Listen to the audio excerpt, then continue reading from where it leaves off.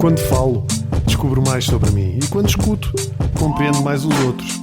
Mas quer abra a boca ou preste atenção, tenho cada vez mais a certeza que somos todos malucos. Olá a todos que estão desse lado, sejam bem-vindos a mais um episódio de Intermédios. Todas as segundas-feiras às 6 da manhã, não sei se estão a ver ou ouvir isto às 6 da manhã. Pá, se tiverem, tenho pena, porque há coisas mais interessantes para fazer, nem que seja dormir. Às quartas-feiras, já sabem, um episódio de Somos Todos Malucos com um convidado. A semana passada foi com a Cláudia Pascoal, um episódio que tem tido um feedback muito interessante e muito bom. E esta semana a conversa também vai ser muito boa. Convido-vos a espreitar na próxima quarta-feira. Por enquanto vamos ficar por aqui nestes intermédios, que são pequenos episódios de partilhas. E hoje gostava de partilhar com vocês duas histórias que eu vivi na Finlândia e no Japão, e não é que provem nada, porque isto não é nenhum estudo, mas eu acho que é uma boa, um bom modo de colocarmos e de relativizar o facto de muitas vezes nós deitarmos abaixo o nosso país e de dizermos, por exemplo, em relação à questão da saúde mental, que estamos atrasados. E se calhar estamos um bocadinho, mas eu acho que há uma tendência, que eu não sei se é portuguesa ou dos povos em geral, por sermos conhecedores da nossa realidade e não da realidade dos outros, temos uma tendência natural para desvalorizar aquilo que é nosso e dizer aquele clássico: aqui é uma porcaria, nos outros é que é bem melhor. E este exemplo dá para aplicar também à saúde mental. Se bem que a saúde mental em Portugal está muito melhor do que era, principalmente para a malta dos anos 80, como eu, e para trás, sabe como é que era, não se falava de saúde mental. Mas ainda há um caminho grande a fazer. Mas o curioso é que nós temos uma imagem de países extremamente evoluídos e que lá é tudo espetacular. E temos uma visão idílica do que se passa por lá. Por exemplo, a Finlândia. A Finlândia, que é considerado o país mais feliz do mundo. Eu estive na Finlândia, em Helsínquia, e só assim de repente posso dizer que não. Não é o país mais feliz do mundo. Claro que é a minha perspectiva e, sobretudo, uma perspectiva jocosa, humorística, mas fez com que eu fosse ler sobre o tema na altura, quando fui, que eu fui no inverno de 2024, se não me engano, e falar com pessoas de lá e amigos finlandeses, alguns que vivem cá, para ter esta perspectiva muito curiosa. Como é que um país que é tão desenvolvido e que é considerado o país mais feliz do mundo tem tantas questões relacionadas com as emoções, com a saúde mental? Isto porquê? Porque, por exemplo, na Finlândia, isto segundo os estudos, eu vou ler aqui, há dados que dizem que a saúde mental na Finlândia atinge 1 em cada 5 habitantes e que é uma média muito superior à média europeia e que tem uma influência, sobretudo, a saúde mental nos jovens. Porquê? Porque é um país que tem a reputação de ser o mais feliz do mundo. Então a malta nova acha que as suas queixas, não devem acontecer. Estão no país mais feliz do mundo, não têm razão nenhuma para se queixar. Agora, qual é que é o conceito de país mais feliz do mundo? Vamos lá ver. É o país mais feliz do mundo porquê? Não é pela comida, esqueçam. Só comem cenas tipo... Não. Não é pelo tempo, não. É deprimente. Aliás, em dezembro, aquilo era assim, eu acordava, saímos do hotel, imaginem, 8 da manhã, estava de noite, por volta das 9h30 ficava lusco-fusco, 3 da tarde era de noite outra vez. Portanto, não é pelo tempo, um frio do caraças também, não é pelas pessoas, o calor é algo que não faz jus nem ao tempo, nem aos próprios finlandeses. E já passo a explicar aqui algumas histórias engraçadas. Fiquem para o ouvido que vale a pena. Então porquê é que é o país mais feliz do mundo? Porque tem tudo. Tem bons ordenados, tem segurança, tem vários apoios, têm saúde, ou seja, é o país mais feliz numa perspectiva mais socioeconómica do que propriamente emocional. Porque depois, a própria característica dos finlandeses, e isto dito por eles, são pessoas frias. E agora imaginem, vocês enquanto europeus portugueses, que temos obviamente as nossas questões com a saúde mental e os nossos problemas, mas por outro lado somos pessoas de afetos, somos pessoas carinhosas, que procuram de alguma maneira relacionar-se. Imaginem vocês ouvirem falar do país mais feliz do mundo e irem para este país. Onde, por exemplo, isto aconteceu, nós fomos, nós fomos a um restaurante e já estávamos fartos de comer aquela comida finlandesa. Pá, estou a tentar tirar o som aqui do telemóvel, desculpem lá, que eu tinha aqui o som ligado. Nós fomos a um restaurante mexicano, cujo dono era mesmo mexicano. Pá, um restaurante muito bom, em Helsínquia. E então começamos a falar, e eu estava a falar com este rapaz, a perguntar-lhe, epá, como é que um gajo latino, caliente, vem parar à Finlândia? E ele, obviamente o clássico, foi por amor.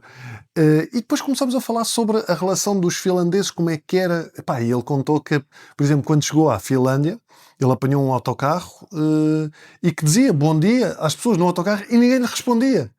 Ninguém lhe respondia. E o gajo fica com aquela ideia, pá, isto são todos umas grandes bestas. Quando na realidade é apenas cultural. Mas para mim o pormenor mais curioso foi ele dizer que, sendo o dono do restaurante, tem essa capacidade de observar comportamentos humanos. E ele diz que, por exemplo, quando há uma mesa de finlandeses para jantar, imaginem, chegam, grande festa, falam durante 20 minutos, acaba-se a conversa, ficam o resto do jantar calados.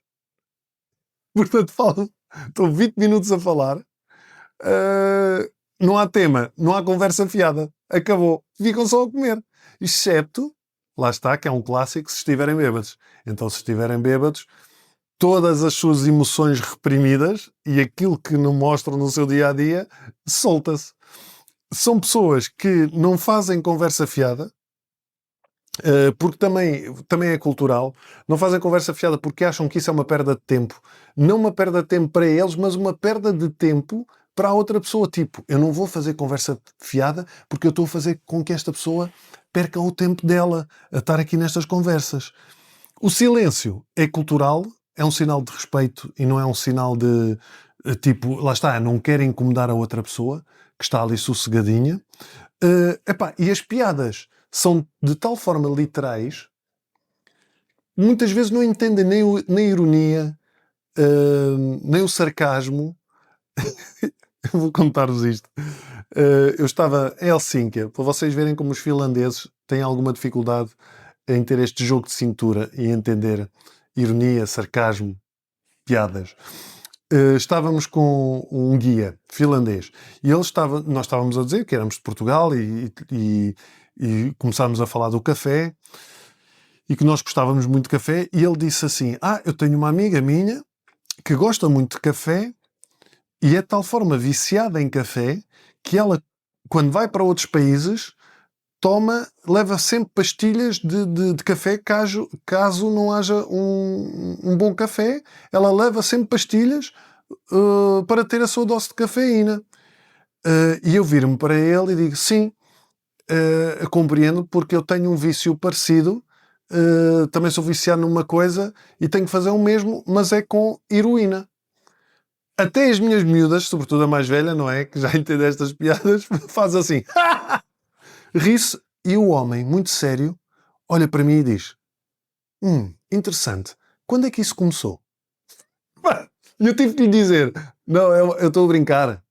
Eu estou a brincar. E ele olhou para mim muito sério e fez, e virou-se para a frente. Mesmo que a piada fosse má, mas o modo como foi dito foi engraçado. Mas a reação deste homem acaba por ser ainda mais engraçada. E eu lembro-me, por exemplo, nós íamos no carro e ele perguntar-nos assim, então, vocês estão o que é que estão a achar da Finlândia? Tínhamos acabado de conhecer. E nós, na boa, dissemos, gostamos muito, achamos a língua, acho que é normal, a língua, como nós temos a nossa língua é muito diferente, nós achamos a língua um pouco complicada. E ele vira-se para o senhor do lado, que era também finlandês, e diz assim, ainda estão cá há menos de 24 horas e já acham que a língua é complicada. E viram-se para a frente.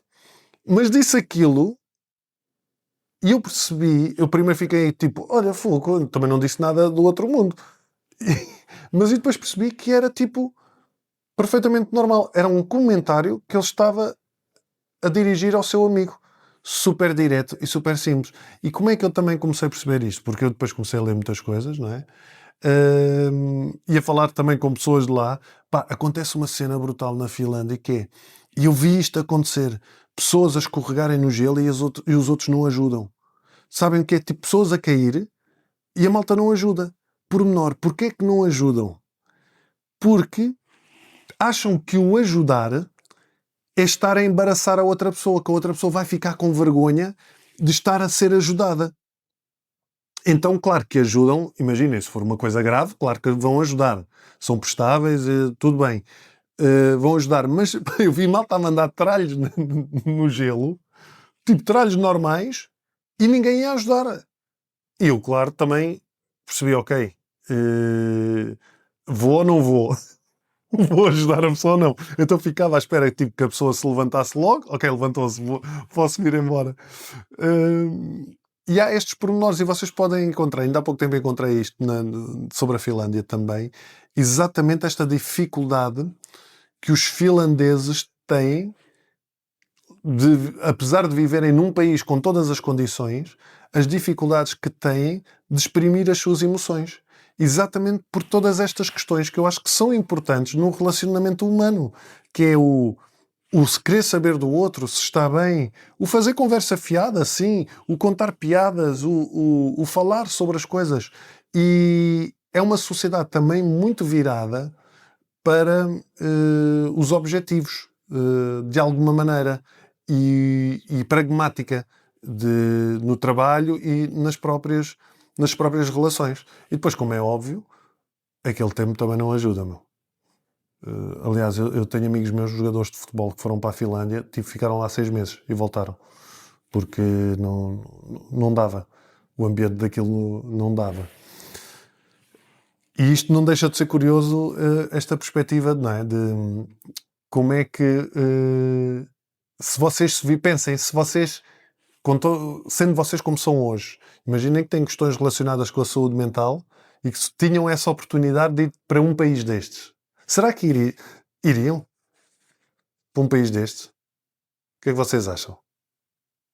Vêem-se a perder uma data de coisas para ter melhores condições de vida em termos monetários e de assistência, mas a perderem todos estes outros fatores? Acaba por ser interessante pensar nessas coisas. É como, por exemplo, o Japão. Eu adoro o Japão. Acho o Japão um país incrível, mas é uma cultura super tradicional, super conservadora, super machista, onde a mulher tem um papel ainda muito reservado.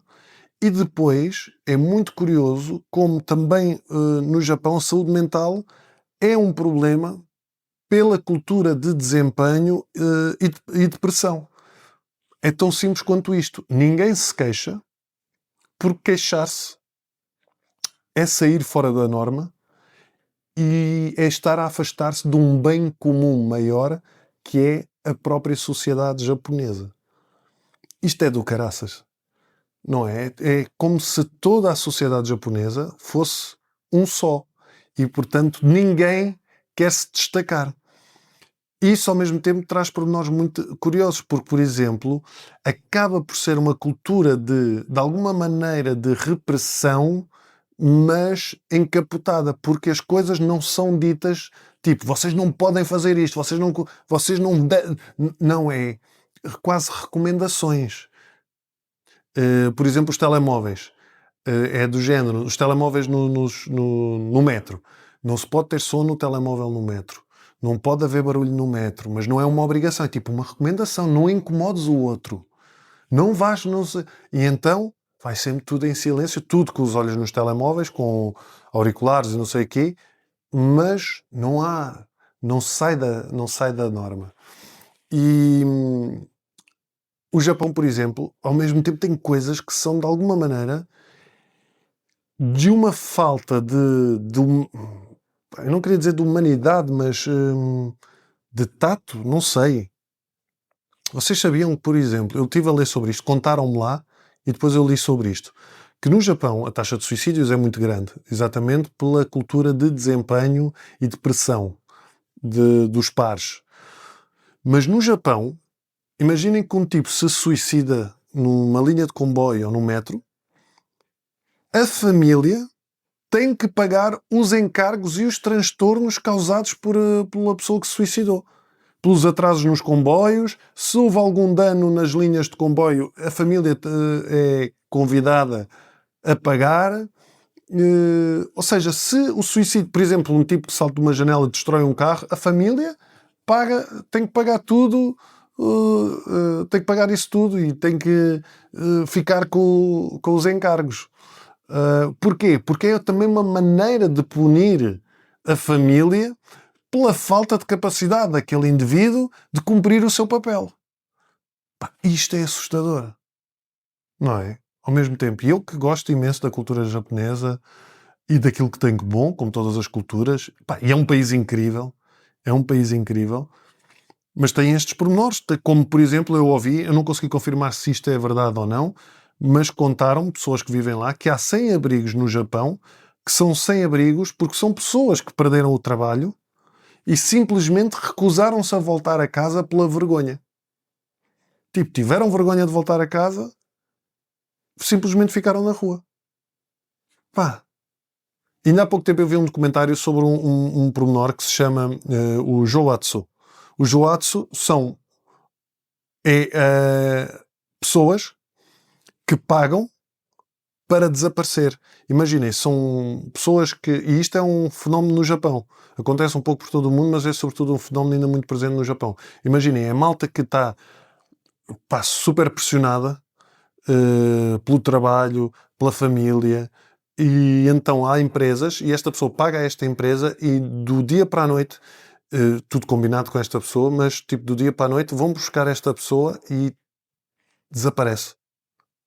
Muda de vida, muda de nome, tudo desaparece. Perde o contacto com todas as pessoas. Há um documentário sobre isto, eu vi há pouco tempo. Vi, até deu na RTP2, se não me engano, exatamente sobre estas histórias. Pá. E havia a história de um tipo, por exemplo, de um rapaz que resolveu desaparecer porque a namorada pressionava muito e pressionava muito na relação. E este tipo, pá, não sei, já não conheço bem a história, mas em vez de simplesmente terminar a relação ou conversarem, o documentário começa com ele a entrar no carro e a fugir e a desaparecer. A desaparecer com a mulher a dizer temos o novo sítio, a nova casa, nem sei o quê, blá, blá, blá, isso tudo. Arranjam uns trabalhos novos, casas, etc. E desaparecem. Este tipo desapareceu. Pá, e depois vocês têm histórias de pais desesperados que sabem que o filho provavelmente fez isto, também partilharam lá uma história e esta mulher desesperada. Ou pessoas que depois também acontecem outros casos que eu acho que seriam mais aceitáveis, vá, que são pessoas que sendo que tudo é aceitável, não é? Aceitável no sentido em que eu não conheço a história das pessoas, mas são pessoas que têm dívidas ou eram exploradas no trabalho e etc. E então decidem desaparecer. Mas é muito curioso, não é? Imaginam-se, por exemplo, a viver numa sociedade como o Japão, em que também se calhar se tivessem estas questões de saúde mental. E depois o próprio relacionamento com os japoneses. Eu tenho amigos meus que vivem lá e que, por exemplo, eles não se dão com casais japoneses, só se dão com casais que são mistos. Um dos membros do casal é japonês. Porque casais japoneses não têm muito por hábito dar-se com estrangeiros, com ocidentais. Ainda é uma cultura assim. eles são muito simpáticos e muito prestáveis, mas mais uma vez há aqui um trabalho em nome de um bem maior, que é a cultura japonesa, do respeito, da representação do próprio país. Ou seja, tipo, não vão tratar mal as pessoas, porque se tratarem mal estão-se a distinguir dos outros que tratam bem, portanto não querem ficar mal.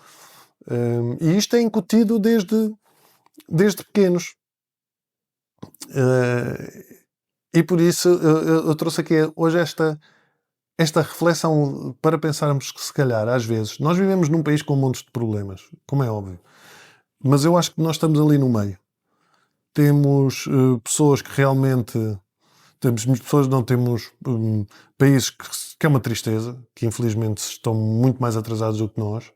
Temos países que se calhar estão muito mais evoluídos do que nós em termos monetários, de condições de vida, etc. Mas depois tem estas questões também em relação à saúde mental, ou burocracias, ou seja o que for. Ou seja, eu acho que nós temos que tentar aproveitar quando nós sentimos que algo está a falhar na nossa vida, como por exemplo, no caso de Portugal, o apoio à saúde mental continua a ser muito difícil, o preço dos psicólogos, dos psiquiatras, a saúde mental no Serviço Nacional de Saúde. Epá, mas temos sol.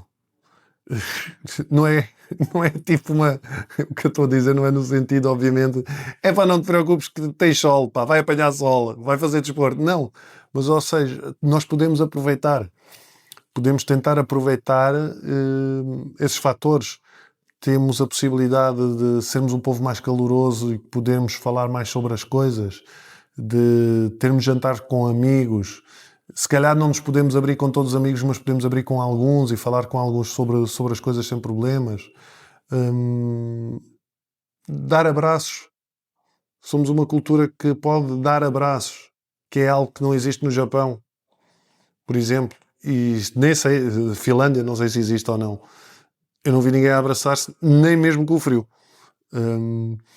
Ou seja, acho que podemos pensar às vezes nestas perspectivas, não é de compensação, porque o trabalho tem que continuar a ser feito, mas de, epá, isto está mal, mas há coisas que podemos aproveitar a nosso favor. E fica esta reflexão. Digam-me o que é que acham dos comentários, nos comentários, o que é que acham desta partilha e destas ideias. Se iriam viver, e se já estiveram noutros países, ou na Finlândia, digam-me se era mesmo assim, e no Japão também, ou se já tiveram, contem-me as vossas experiências nos comentários, sobretudo aqui do YouTube, que é mais fácil, as vossas experiências nesses países. E já sabem, quarta-feira temos um novo episódio, sai às 6 da manhã, tal como este, mas os vídeos, quer à segunda, quer à quarta-feira, saem ambos ao meio-dia. Espero que estejam a gostar destes episódios intermédios. Conto com vocês já na quarta-feira e até para a semana, quanto a estes intermédios. Um abraço, pá. Um abraço apertado, cheio de calor. Mesmo assim quentinho. E com ironia e sarcasmo. Arigato gozaimasu. Quando falo, descubro mais sobre mim, e quando escuto, compreendo mais os outros. Mas quer abra a boca ou preste atenção, tenho cada vez mais a certeza que somos todos malucos.